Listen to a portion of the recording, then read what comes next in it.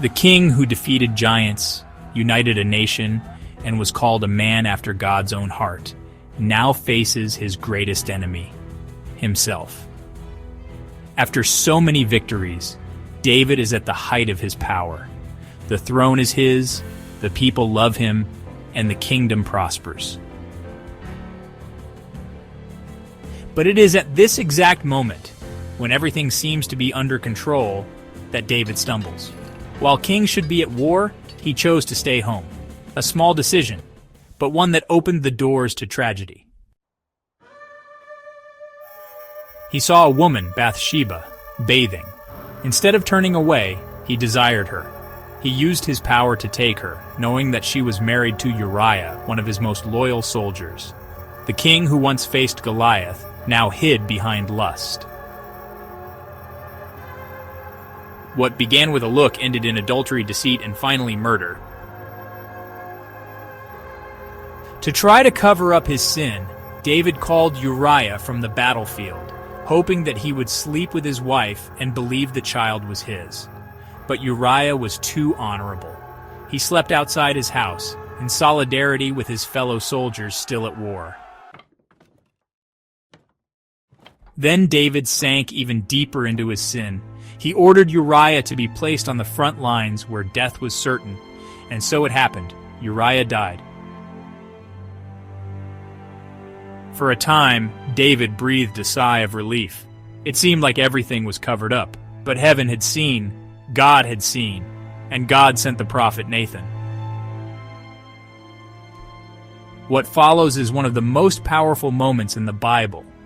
Nathan tells a parable about a rich man who steals the only lamb from a poor man. David burns with anger at the injustice until he hears the words, "You are that man." The king is confronted. The truth prevails, and David finally falls to his knees. He doesn't justify himself. He breaks down. He repents. He cries out, "I have sinned against the Lord." Psalm 51 was born from this moment, not from a victory, but from a fall. In it, David doesn't ask for a throne or comfort. He begs for a pure heart. He pleads, "Create in me a pure heart, O God, and renew a right spirit within me." This is true repentance, not the fear of consequences, but the sorrow for having hurt God's heart.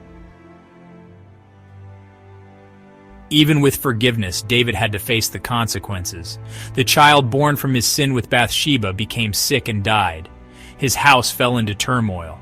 One son abused his own sister. Another rose up to steal the throne. Chaos entered the palace, and yet David clung to God. He didn't give up. He continued writing psalms. He continued worshiping. Because he learned that pain doesn't cancel out God's presence. And even in failure, redemption is possible. In time, God restored David. From Bathsheba came Solomon, the son of promise, the future king. This shows us that the Lord doesn't just forgive, He transforms. From failure, He brings new purpose. From our deepest pain, He writes a greater story. David grew old, and even after everything was still remembered as the man after God's own heart.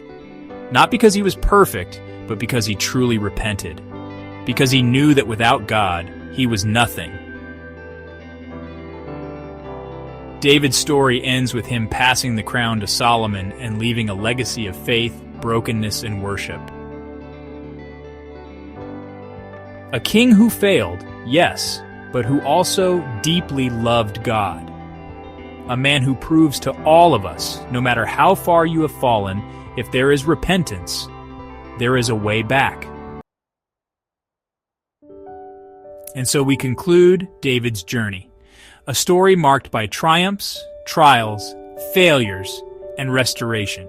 And if you want more series like this, leave a comment saying which Bible character you would like to see in future episodes. Subscribe to the channel, turn on the notification bell, and don't miss what's coming next. May God bless you, and never forget, The same God who forgave David is ready to restore your life too.